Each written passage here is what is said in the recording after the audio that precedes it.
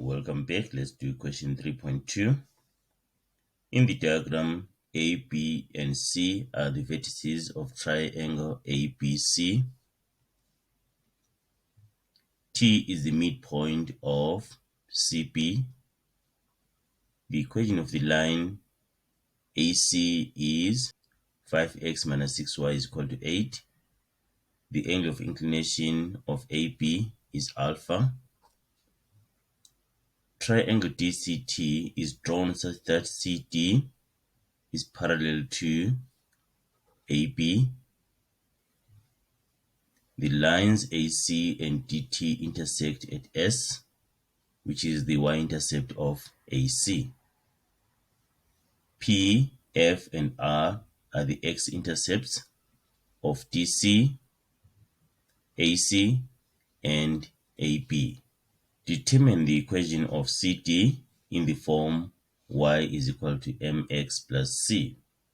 We're told that CD is parallel to AB. So parallel lines have the same gradient. The gradient of parallel lines is equal.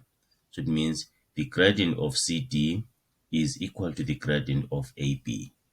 So you can say MCD, the gradient of CD is equal to the gradient of AB.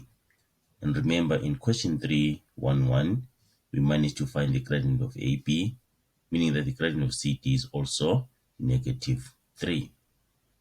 Right now we have the gradient and a point on CD.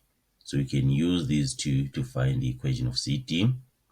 Y is equal to mx plus c, where m is the gradient, so y is equal to -3x plus c.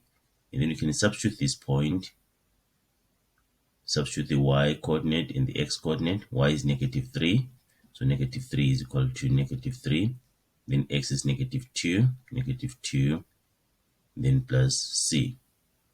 This is +6. -3 is equal to 6 plus c. And then -3 minus 6 is -9. So meaning that the equation is y is equal to -3x minus 9. The other way to do this is to use the equation y minus y1 is equal to m, and then x minus x1. Then you substitute the gradient and the coordinates of the point on the line. We have y minus, our y is -3. -3 is equal to m, the gradient, which is -3, then x minus -2. So it becomes y plus 3 is equal to, minus -3 is plus 3 there, is equal to -3, then x minus -2, that's +2, then becomes y plus 3 is equal to -3x minus 6.